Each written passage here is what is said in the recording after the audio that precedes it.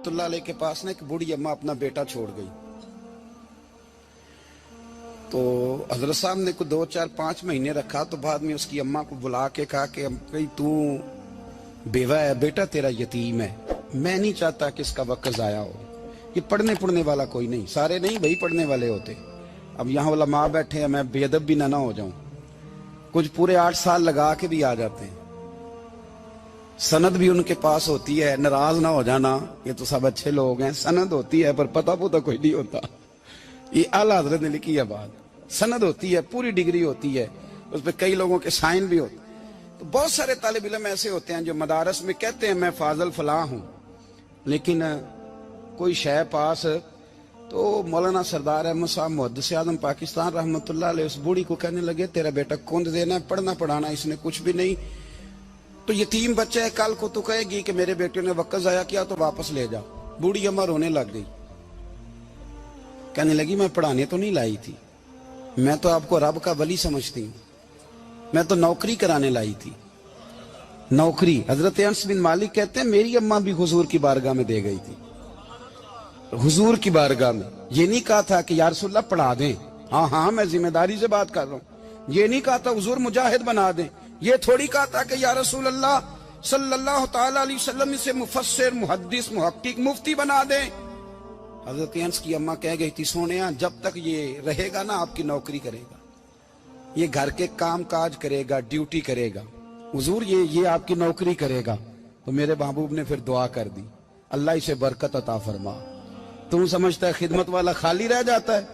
जितना जायका खिदमत वाले को मिलता है, जो उसके नसीब में आता है, वो किसी का नसीब कहां भाई। हजरत अनस कहते हैं हुजूर ने दुआ कर दी, बरकत की। मुझे तो खेती बाड़ी आती भी नहीं थी, पर लोगों के बाग में साल में 1 दफा फल लगता था, मेरे बाग में 2 दफा लगता था। हुजूर ने दुआ कर दी अल्लाह इसे औलाद दे। फरमाते हैं मेरे बेटे, मेरे पोते, मेरे नवासे, मेरी बेटियां, फरमाते हैं मैं जिंदा हूं और मेरी 100 औलादे मौजूद हैं। परेशान हो गया 100 सुन के बच्चे 2 ही अच्छे, 100 औलादे मेरी मौजूद हैं। हजरत अनस भी मौलाना सरदार अहमद साहब के पास ना छोड़ गई बच्चा, कहने लगी हजरत जी मैं को पढ़ाने के लिए थोड़ा छोड़ गई हूँ, मैं तो इसलिए छोड़ के गई हूँ कि आप मेहरबानी करें, खिदमत कराएं। तो हजरत जी कहने लगे कोई ऐसा काम ही नहीं, खिदमत वाला क्या कराऊं। कहने लगी पट्ठे पवा लिया करो जी। हम लड़ पेंदे ने, कहने ने बच्चे काम कर दें मदरसे का। हालांकि अब कहां बच्चे काम करते हैं, अब तो गुजर गया दौर, अब तो बच्चे काम कराते हैं। अब बच्चे भी नाराज हो रहे हैं, घूर घूर के देख रहे हैं। सही कह रहा हूं आपको, बच्चे काम कराते हैं, बच्चे कहां काम करते। कहने लगी ये चारा डाले करेगा आपकी भैंसों को। तो हजरत ने उसको कहा कि बीबी चारा मेरी भैंसों को डालने के लिए मैंने बंदा रखा हुआ है, तो तू जा ले जा। कहने लगी हाथ बांध के हुजूर मेहरबानी करें रख ले, चारा डालेगा। और पुत्र तवज्जो से चारा डालना हजरत की भैंसों को। रोने लगी, हजरत ने रख लिया, महीने का खर्चा भी देते। शाम को ना वो सारा दिन काम करता, शाम को आके पैरों में भी बैठ जाता, हजरत जी लाएं तेल थोड़ा सा, पैर ना दबा दूं। 8 साल साथ वाले पढ़ते रहे, ये बेचारा नौकरी करता रहा, मेरा रूप भी नहीं ते मेरा रंग भी नहीं, और मैनू यार मनान दा टंग भी नहीं। कभी कभी ना हजरत बिलाल हबशी फारग होते ना, तो नबी पाक की बारगाह में अर्ज करते हुजूर कोई काम तो नहीं, सारे हो गए, हुजूर जाऊं जरा, चले जाते। एक दिन सलमान फारसी कहने लगे या रसूलल्लाह ये बिलाल कहाँ जाता है। फरमाया जा देख के तो आ। हजरत सलमान वापस आए तो आके रोने लगे, कहने लगे सोनिया जब यहाँ से जाता है ना तो जाके सैयदा फातिमा की चक्की पीसनी शुरू कर देता, बीबी साहबा के काम करने लगता है, घर में जाके असनैन की ड्यूटी करता है, वहां भी काम यहाँ भी काम। वो चारा डालता रहा, उसने चारा डाला।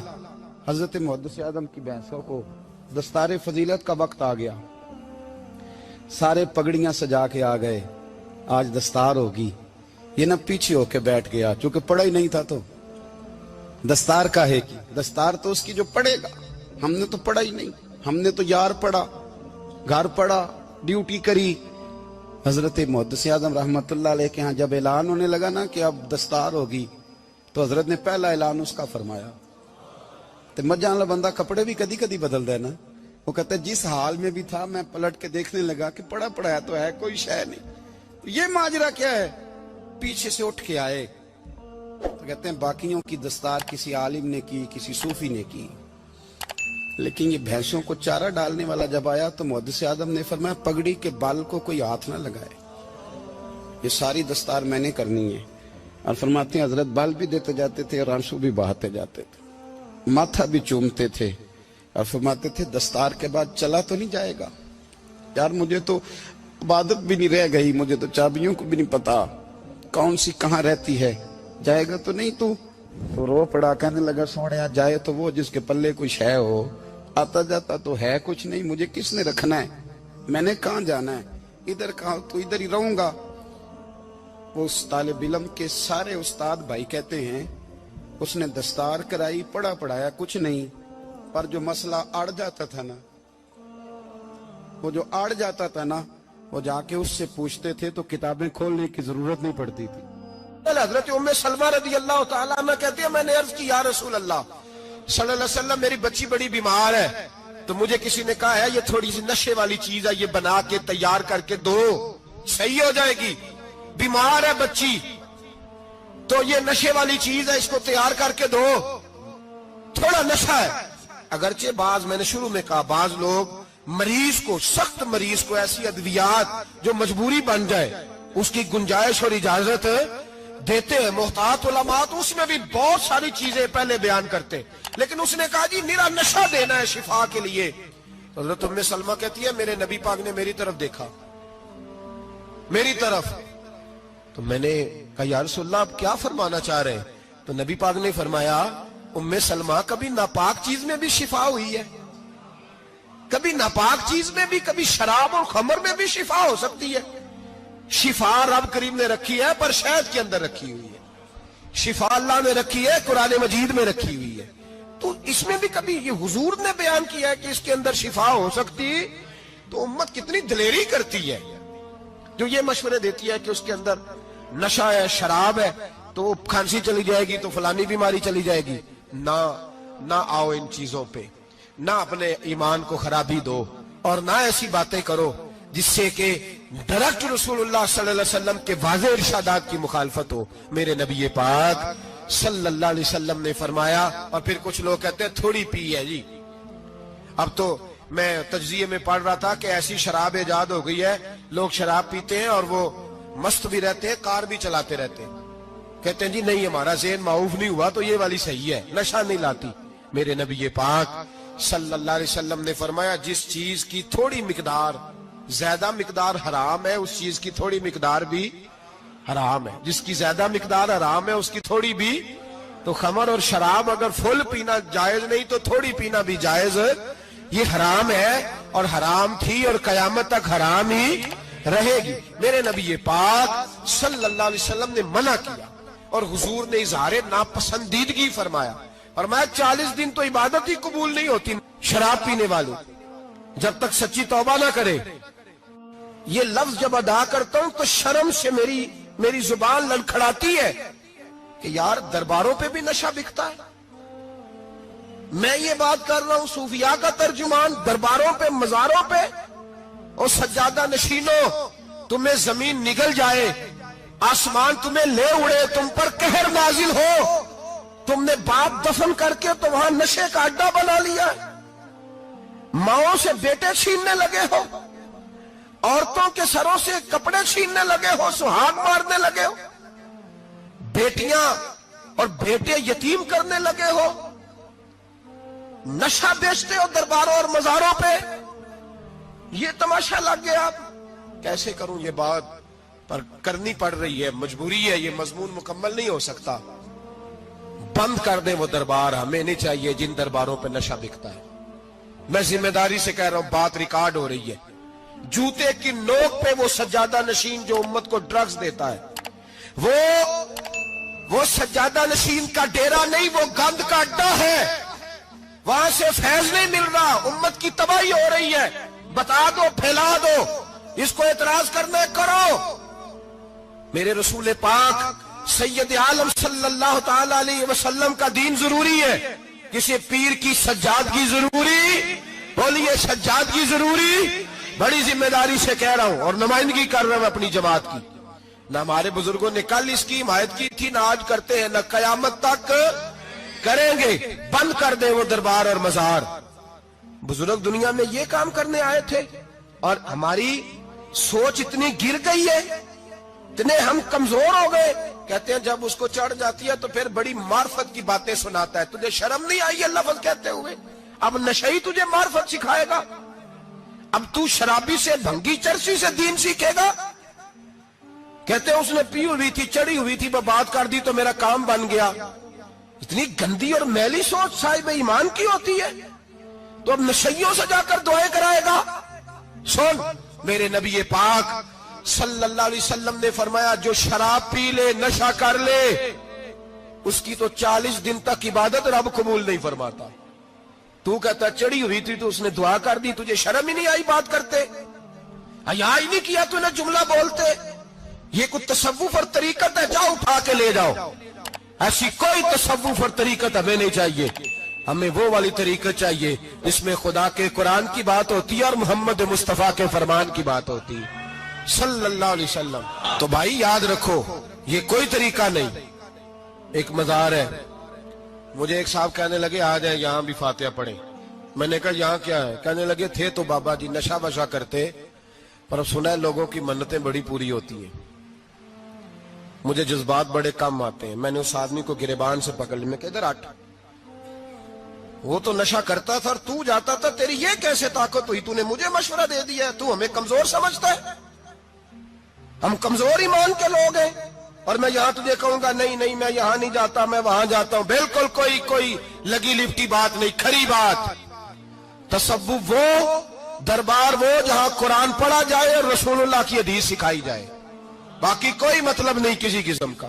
میں داتا صاحب کبھی جاؤں نا جلسہ کرنے کسی کام سے، کسی تقریب میں، تو میں داتا صاحب کے مزار پہ نہیں جاتا۔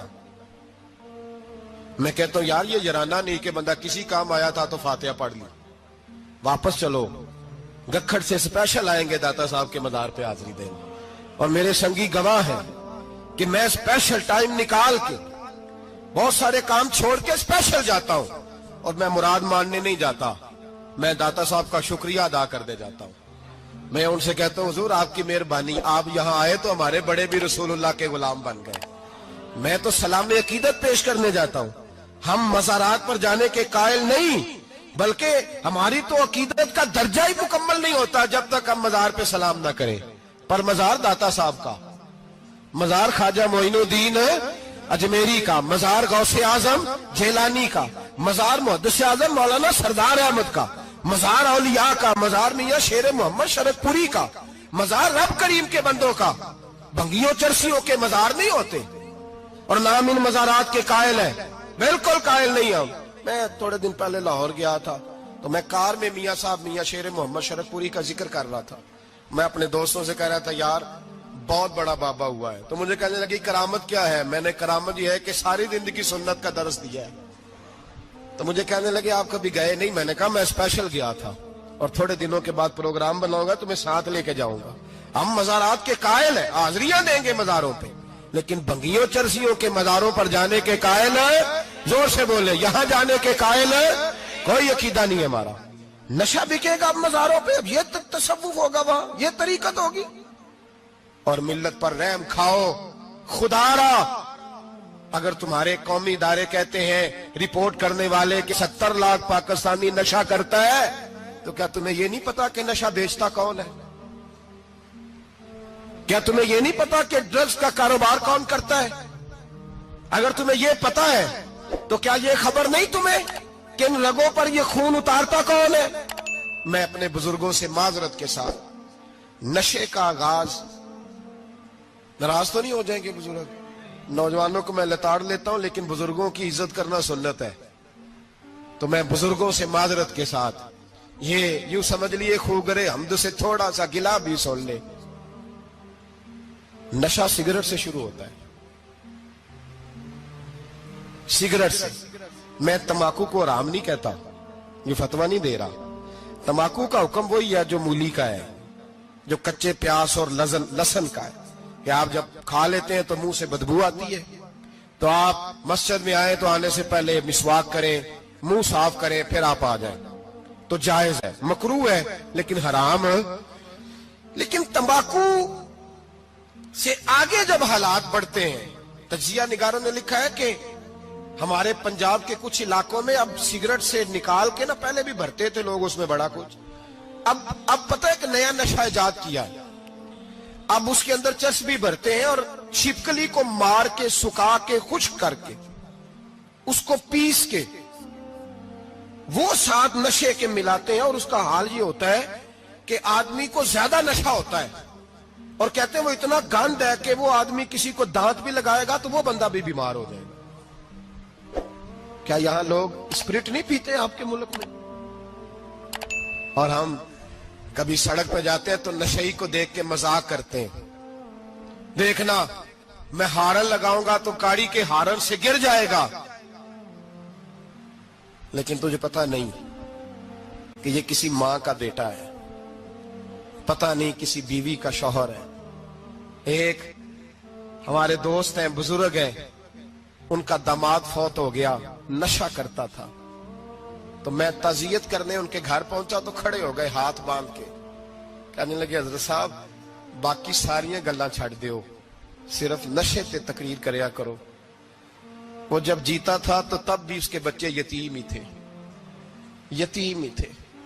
میری بیٹی جب میرے گھر آتی تھی اور میں اپنے پوتوں کے اتنے کپڑے اسے پہننے کو دیتا تھا تو میرا کلیجہ پھٹتا تھا، اور میری بیٹی اس کی زندگی میں بھی بیوہ کی زندگی گزار رہی تھی، وہ میری بہوؤں کے اترے ہوئے کپڑے پہنتی تھی، کوئی دعا کرو، کوئی جلسے کرو، یہ لت ختم ہو جائے۔ اور کہنے لگا اب میرے وہ چلا تو گیا ہے، دادا دادی اس کے پہلے کوئی نہیں، چچا ہے کوئی نہیں، جب تک تو میں زندہ ہوں ان نواسوں کو کوئی روٹی کا لقمہ، کوئی کپڑا مل جائے گا، لیکن سوچتا ہوں میں بوڑھا ہوں، مر گیا تو ان کو کوئی پوچھے گا بھی نہیں، کون ان کی خبر۔ اتنا ظلم اس قوم سے، اتنی زیادتی، اور آرام سے لکھ کر لوگ گزر گئے کہ یہ 70 لاکھ ہے، ان کا درد تو سمجھو، تکلیف تو سمجھو۔ 7 فٹ کا سونا جوان اور نشے کا عادی ہے تو کسی نالی میں پڑا ہوا ہے۔ اور میں نے کہا اس قوم کے ساتھ اس سے بڑا بھیانک مذاق کیا ہوگا؟ کوئی دانشور تھا بڑا ظالم، اس ظالم سے کوئی مشورہ لینے آیا، اس نے آ کے کہا تو بڑا ظالم ہے، بڑے کڑوے مشورے دیتا ہے، میرا ایک دشمن ہے، میں اس سے بدلہ لینا چاہتا ہوں، میرا دل کرتا ہے اس کا بچہ قتل کر دوں تاکہ وہ تڑپے۔ تو ظالم نے کہا اسے قتل نہ کر، وہ تو اس کا باپ 2-4 مہینے رو کے چپ کر جائے گا، پھر میں سخت سزا دینا چاہتا ہوں، مشورہ دے۔ تو اس نے کہا اس کے بچے کو نشے پہ لگا دے، جس کا بچہ نشہ کرے گا وہ باپ روز مرے گا، روز جیے گا، وہ ماں روز مرے جیے گی، نشے پہ لگا دے۔